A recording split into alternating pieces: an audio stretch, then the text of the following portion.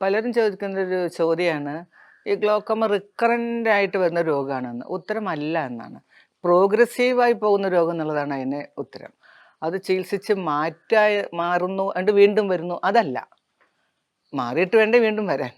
ഇപ്പോൾ ഡയബറ്റീസ് മാറിയിട്ട് വീണ്ടും വരുന്നതാണോ? അല്ല. It is progressive in nature. അപ്പം അങ്ങനത്തെ രീതിയിൽ അതിനെ നിലനിർത്തി കൊണ്ടുപോകുക എന്നുള്ള രീതിയിലേക്ക് ചികിത്സ മാറുകയാണ്. അപ്പോൾ ആയുർവേദത്തിൽ ഒരു ടേം ഉണ്ട്, യാപ്യം എന്ന് വെച്ചാൽ മരുന്നുകളെ കൊണ്ട് മാനേജ് ചെയ്ത് സുഖമായി പോകാവുന്ന ഒരു രോഗാവസ്ഥ. ഇപ്പോഴത്തെ കണക്കിൽ ഈ ഡയബറ്റീസും ഹൈപ്പർ ടെൻഷനും ഒക്കെ അങ്ങനെയാണ്. വിത്ത് medicine they can go on with a happy life. ആ ഗ്രൂപ്പിലാണ് ഗ്ലോക്കോമ വരുന്നത്. അത് മാറി വീണ്ടും വന്നു എന്നുള്ളതല്ല. പക്ഷേ എന്തുകൊണ്ട് നമുക്ക് ചികിത്സ വീണ്ടും ഇതുപോലെ ഒരു റിപ്പീറ്റ് ചെയ്യണം എന്നുള്ളതാണ്. അതിന് കാരണം ഓരോ രോഗത്തിനും ചില ട്രിഗർ ഫാക്ടേഴ്സ് ഉണ്ട്. ഇന്ന കാര്യം ചെയ്താൽ രോഗം വർദ്ധിക്കും എന്നുള്ളതാണ്. ഇപ്പോൾ ടോൺസിലൈറ്റിസിന് തണുത്ത വെള്ളം കുടിച്ചാൽ, ഐസ്ക്രീം കുടിച്ചാൽ ടോൺസിലൈറ്റിസ് കൂടുമെന്ന് എല്ലാവർക്കും അറിയാം. മധുരം കൂടുതൽ കഴിച്ചു കഴിഞ്ഞാൽ ഡയബറ്റീസും കൂടുന്നു. അപ്പം അങ്ങനെ ചില ട്രിഗർ ഫാക്ടേഴ്സ് എല്ലാ രോഗങ്ങൾക്കും ഉണ്ട്. ഇന്നത് ചെയ്താൽ കൂടും, ഇന്നത് ചെയ്താൽ കുറയും. പക്ഷെ ഇത്തരം ട്രിഗർ ഫാക്ടേഴ്സ് മൊത്തം മാറ്റിവെക്കാൻ ഒരു വ്യക്തിക്ക് ജീവിതത്തിൽ എല്ലാവർക്കും കഴിഞ്ഞെന്ന് വരില്ല.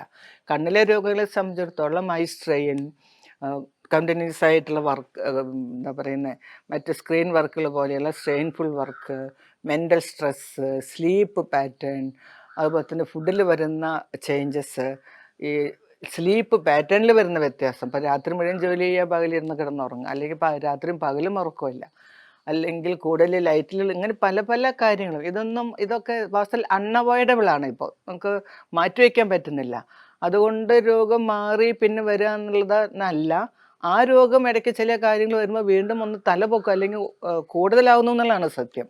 അപ്പോൾ അങ്ങനെ വരുമ്പോൾ ഇതിന് മാറ്റിവെക്കാൻ പറ്റാത്തത് കൊണ്ട് തന്നെ അതിന് പറ്റുന്ന രീതിയിൽ നമ്മുടെ കണ്ണിനെ ഹെൽത്തി ആക്കി കൊണ്ട് നടക്കുക എന്നുള്ള ഒരു ലക്ഷ്യം വരുന്നുണ്ട്.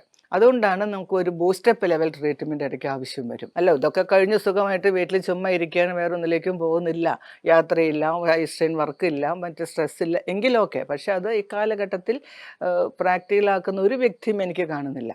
അതുകൊണ്ട് അവരുടെ കണ്ണിനെ നമ്മൾ നിലനിർത്തണമെങ്കിൽ ബൂസ്റ്റപ്പ് ലെവൽ ട്രീറ്റ്മെൻറ്റ് പ്രൊസീജിയേഴ്സ് ആവശ്യം വരും. അതാണ് യഥാർത്ഥത്തിലുള്ള കാര്യം.